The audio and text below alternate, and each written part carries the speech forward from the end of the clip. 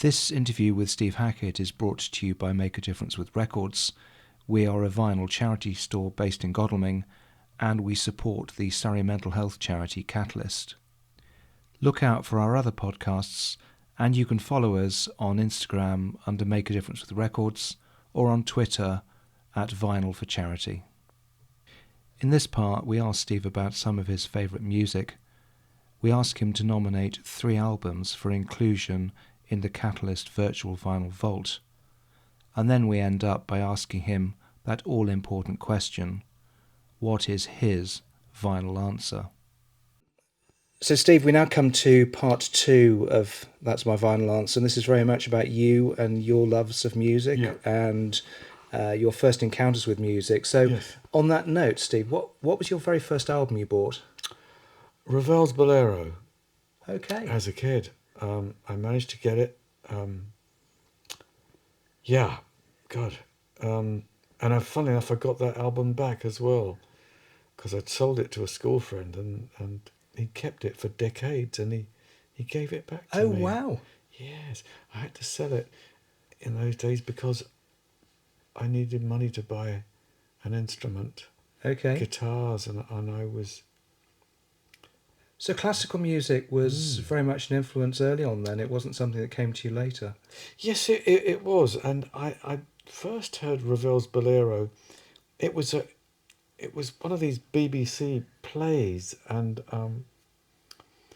at one point they had the music on, and there was going to be a murder in the room, and for some reason there was always this Dance of Death thing associated with that piece of music. I thought, okay. It's a very strange piece of music, but I like it.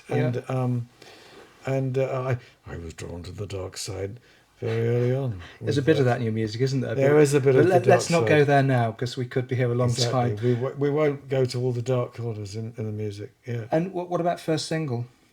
Well, the first single was Man of Mystery by the Shadows. Okay. Yes, not a million miles away from Devil's Cathedral. Again, a similar sort of descending minor sequence. And I'd never have made that connection. It's funny, isn't it? But, it's not.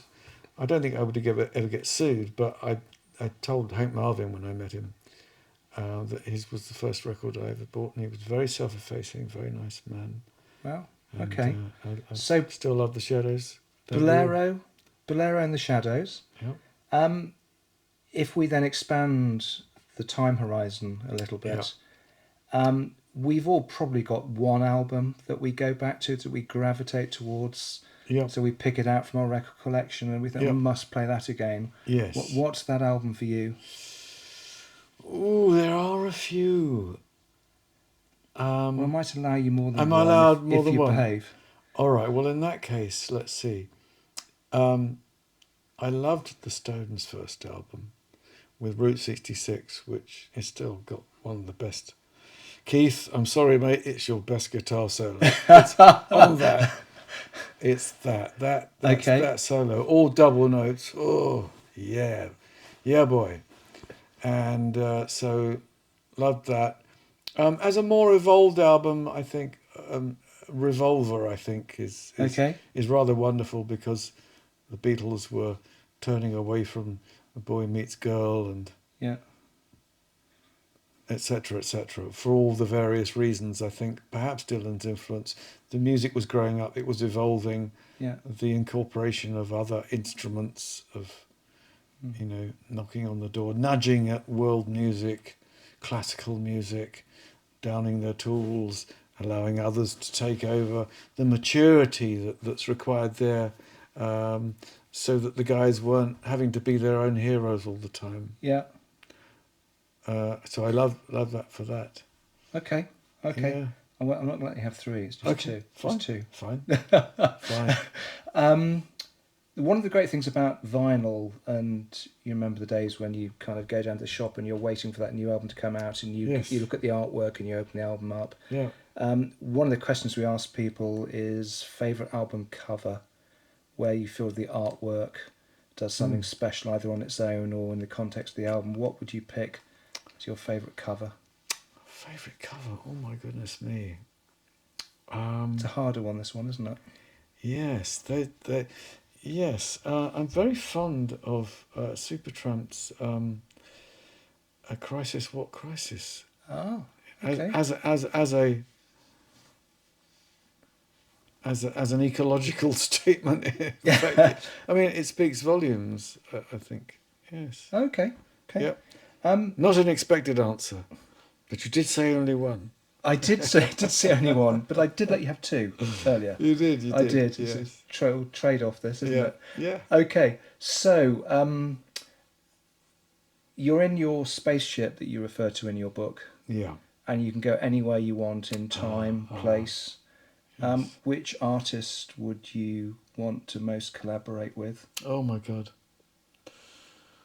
Oh. Who would get the juices flowing? Well, a lot of people would say Bach but then I don't know whether I'd have the ability to keep up, frankly.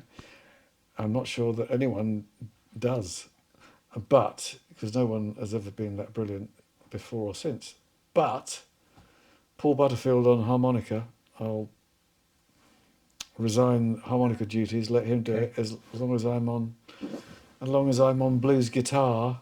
That'd be a great combination. But you say about Bach, I mean, he's probably not very quick on the guitar. He's probably a bit faster on the piano, isn't he? So yeah, probably a bit faster on the organ or the harpsichord, but he's an absolute whiz with the chords. Yeah. And Bach music is just something extraordinary. I did an album called Tribute. You did indeed, which had 6 pieces of Bach on, and it practically put me in traction just to get my hands around that stuff in increments. But there we are. Bach Revisited.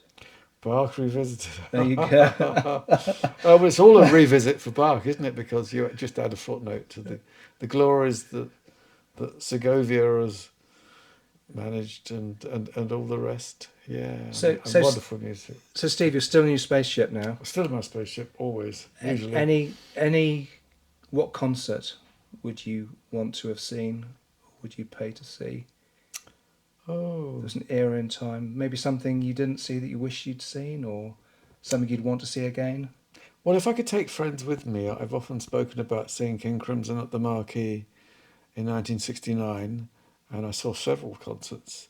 But I always want people to see the power of it, the power. And were you there for that one, or was that one you missed, the 69? No, I was there for several of the 69 shows. Okay. And I do believe I've got an album that's got that on because it came out much later. And because I befriended, I'd spent time with Robert, and I'd more time with Ian. Yeah. In fact, funny enough, Jacko Jackson is supposed to be just sending me the film that they've done, the documentary that I gather features both Ian and Robert talking about each other, as far as I know, and both being very emotional, as far as I can see about that. Yeah. Anyway, so I think that was a great moment in time, and I would want people to see that one. And there's one other concert that I would want people to see if I'm allowed to. Go on then. And that was, it was Paul Butterfield playing at Eel Pie Island to about 20 people, but it was absolutely killer. Wonderful, because he had, two wonderful guitarists. Mm-hmm. With only one left now, because Paul has passed on, and Mike Bloomfield, who worked massively with Bob Dylan. So all these revisits you see of Bob Dylan, and if you hear any great guitar work, it's usually Bloomfield. And Elvin Bishop, who was also very good that night. So 3 lead instrumentalists wailing away. And God, I had to leave that gig early. I can't believe I had to leave early in the middle of East-West. Well, if you were in your spaceship, you could go back and see the whole gig. Yeah, whole gig. Yeah, I'd like to go back and take a lot of people with me and and say, check these guys out. Well, it's a shared experience, isn't it? A concert. Yes, I think so. As we were saying earlier, that thing about iPods and people going for a run and listening to their music, and then they have a shower, and then they put it where the towel is and forget about it. But somehow music is a shared experience as far as I'm concerned, and I think that was achieved mightily at Hammersmith the other night, where I felt there was no passing of time. In terms of the spirit, everybody seemed to be on the same page at the same time. 100%. 100% in the same room. There was a 100% feeling there. Well, having been lucky enough to be there, I can Yeah, vouch for that. And of course, it was great. yeah, we'd all heard "Supper's Ready" played a few times, Horizons, of course.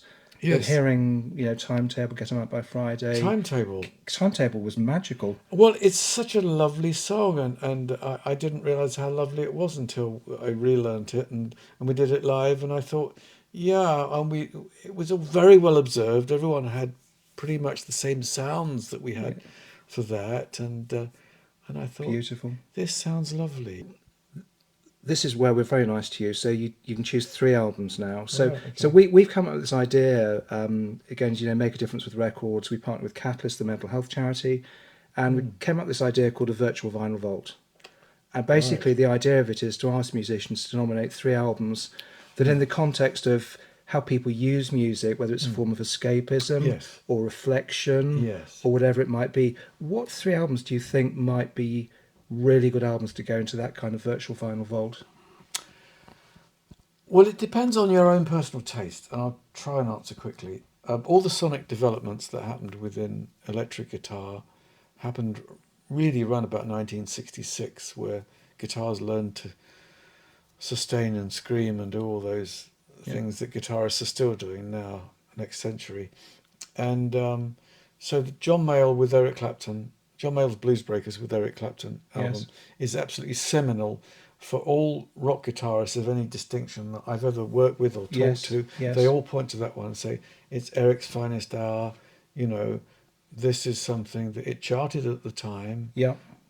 Blues was very important at that time because it was, it was the not just the old stamping ground, but the proving ground for so much of what was to follow. This is pre-heavy metal, and yet you see the roots so much within that. So that was seminal for so many of us. And if I talk to Brian May, he said the same thing. Steve Howe said the same thing. Oh, right. So 3 of us, 3 British guitarists say, yeah, we think that's Eric's finest hour, and isn't that wonderful, etc., etc., etc. So that's one. What's That's your second?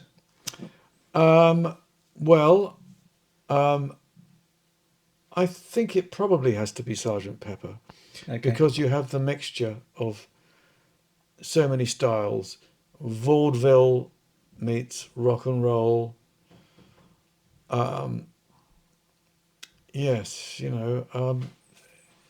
Somehow, yes, it's the British seaside meets, I don't know, America. Sorry, I'm answering so. It's a difficult. I'm looking for. It's a difficult one because to it describe, spans isn't a very wide arc. Yeah. All of that, there's some of New Delhi in there as well. It's not just any old album of that. Some things are very difficult to describe. Yes, crafted as if it were a live album. Everyone knows that it isn't a live album, but it might as well be because they had the world's ear and all the manpower in the world. They only needed to snap their fingers, and anyone would have worked with them at that time. And so I think that they cast a very wide net over available musicians at that time, and the beginnings of world music, prototype, progressive music, all of that. And so the third and final choice, what would that be? Final one. That's more difficult. And it's like, who do you leave out? You're leaving out everything. I loved In the Court of the Crimson King for its breadth in the same way, and I said that to Ian MacDonald. I told him that it was up there with Sergeant Pepper for me, and he said, oh well, I think he came to realise that the band that he walked away from when he was so very young, was the blueprint for so much that followed. And everyone, the 2 of them have now gone. Greg, I only met Greg once, and he shook my hand very, very warmly for a very long time, and that's only happened with one other person, and that was with Richie Havens. Oh, okay. Where we shook hands, and it was very warmly for a very long time, which told me that we should do something together. I didn't ever have a chance to do anything with Greg, but would have loved to. But Richie was on, is it Please Don't Touch? He was on Please Don't Touch, and I worked on something of his, which I've never ever heard back. But oh, okay. Yeah, I think truly wonderful singer and wonderful guy. Yes, yeah. Wonderful, the embodiment of everything, of the peace movement, civil rights, black and white audience, just everything coming together in one man. Another Hendrix, another brother. Yeah, a bit like working with God, really, and God turning to me for approval from time to time, saying, "Was that all right? Shit, was that all right?" God, it's wow. Sometimes that happens. You write a song. It was like working with Bonnie Tyler. I'd written Prize Fighters. Is this what came out on Feedback? Yes, it did, yeah. Feedback 86. And from the very first note, you hear her singing. Oh, God, she's breaking your heart, Mm. The voice is an instrument. Oh, the voice is an instrument. And as Richie Haven said, the most beautiful instrument in the world is the human voice. And I said to him at the time, your voice, maybe, not mine. Not at the time, no. I worked on it and worked on it and worked on it. You hadn't heard your Gold Top by then, obviously. Maybe not. Yeah, it's we all do something that the other can't quite do. But we loved his rhythm playing too. Phil liked that very self-effacing man. He said, "Yeah, I've been scratching away for years." So we now come to the final and most important question, perhaps, Steve and Joe, which is when we ask you to think about all the albums you've done, whether it's as part of Genesis or in your solo career, and say to us which one means the most to you in the context of our own charity, which is around the mental health side. So, Steve, what have you chosen as your final answer? Well, I've chosen Surrender of Silence, which is an album we did in lockdown, and it's had lots of input from Joe here and lots of suggestions, and I'm very proud of the writing that we did together on it. Of course, it's got the band as well, but it's got a lot of the two of us, the social comment stuff, and many things like Natalia, which was driven by Joe, which is the flagship track as far as I'm concerned, and the lyrics were really hers. So why did you choose that Russian theme? Well, the strange thing was, it was before everything that's happened in these recent months. But I was thinking about how Russia has never had a democratic thing. It's always been repression of the people. And so I said to Steve, maybe we could do something, that encompasses that whole of the last 1,000 years of Russia, with an every woman who comes back at different times. And we thought, well, let's try for it. And I wrote the basic lyrics, but you wrote several of the lyrics as well. No, I don't think I did. I think what I did was just tried to get them so that the meter would work. So essentially, they're Joe's. She's not quite taking enough credit for that, and until I thought the best way to do this would be to do it in a Prokofiev style. In other words, we got three composers here. We've got Prokofiev, Tchaikovsky, little nods to them in it, and a bit of Stravinsky thrown in if you stretch the imagination a bit. But incredibly cleverly put together as well by Roger King. Very much, yes, yeah. And orchestrated and created this marvellous sound.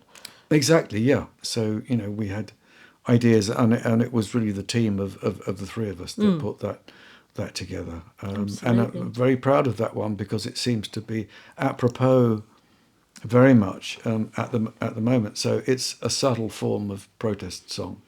The other one, of course, was the last one, the environmental one. Scorched Earth? Yes. That again, we felt was a really important message because of the terrible environmental situation we're in today.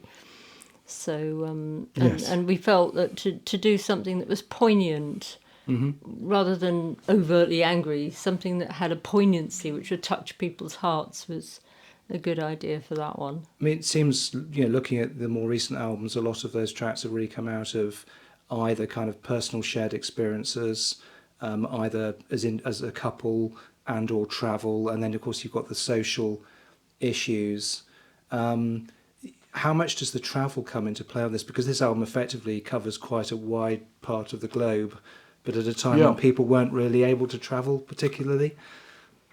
Well, indeed, but then we drew on our own travels. We'd been to Ethiopia, for instance, and Joe Well, that again had suggested. the influence, didn't it? Is that where Wing Beats came Yes. from Yes. then? Yeah. Yeah.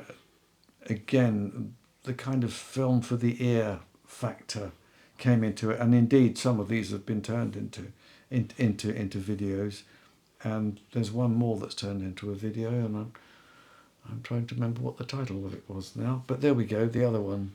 It's Fox's Tango. Yeah. Fox's Tango was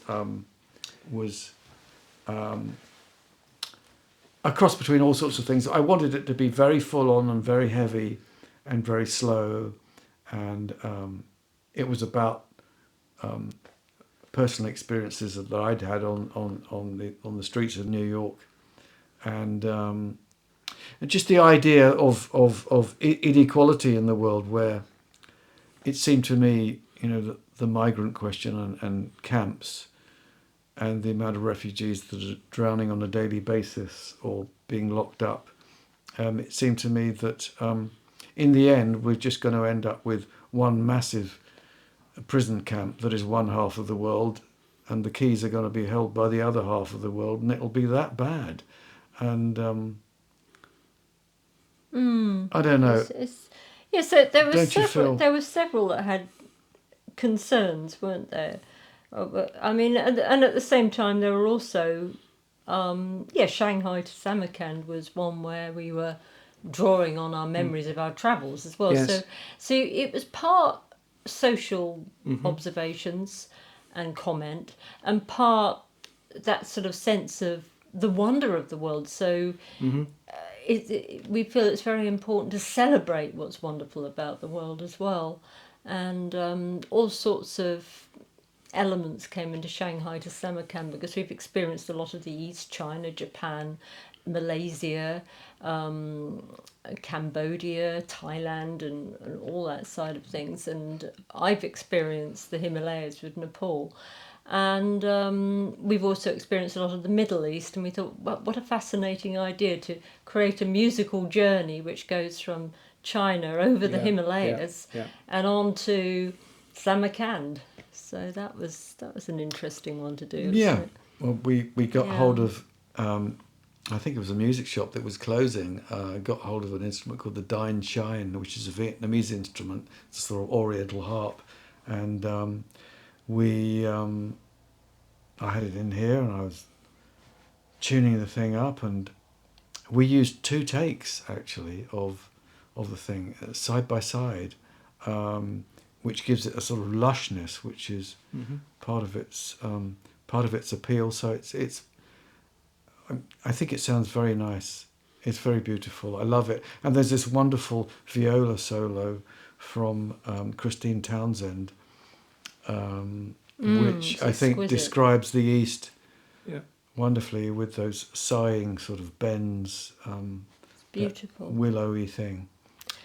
So there's one track in particular I really need to ask you about, which is Held in the Shadows. How did that come about? Well, it was really about the two of us. I was trying to write a love song for Joe, and I wanted it to be a love song, but I wanted it to be a rock song as well. So it's a cathartic thing. It talks about the end of one way of life, and the beginning of a new one. And I felt that I had to keep silent about my relationship with Joe as we were getting closer and closer together. But I knew that my future was with her, and so at times I used to feel that that was a way of describing it when you're both holding yourselves back. I think it was a very difficult journey for Jo, who was often on her own, and it was a very long courtship, and I've been apologising to her for the rest of. I will be apologising to her for the rest of my life, and I'm saying the wrong thing again, but it's heartfelt because, it's been really wonderful being married to Jo. She's fantastic, and she doesn't get enough praise. I mean, it's more evident than it was, I think, about the strength of not just your personal relationship, but the songwriting partnership. And I think that wasn't necessarily as evident a few years ago. Right. And your book really brings out a lot of that. And the last couple of pages sort of emphasise where you guys are now, which is really, really special. And it struck me that this album in particular was... very much a demonstration of that strength. I would say it was, and its predecessor, of course, which was Under a Mediterranean Sky, which Jo came up with the concept of that of acoustic music, which she said, you don't need to just make an album of stuff that's based on Baroque music. It could be much wider. It could be world music influence, describing all those various countries around the Med. I know I'm off the subject here of Surrender of Silence, but I feel as though they're sort of twin things, because they were both done in lockdown, and within 2 weeks of each other.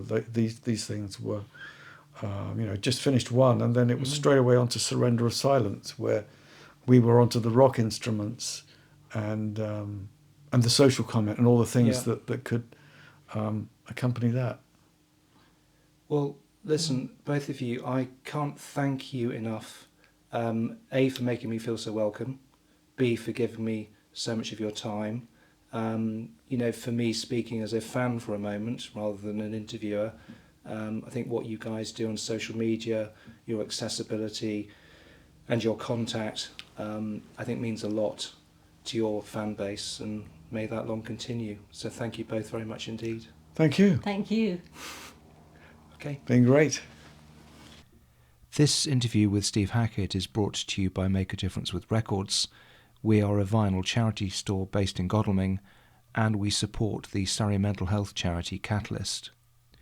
Look out for our other podcasts, and you can follow us on Instagram under Make a Difference with Records, or on Twitter @Vinyl for Charity.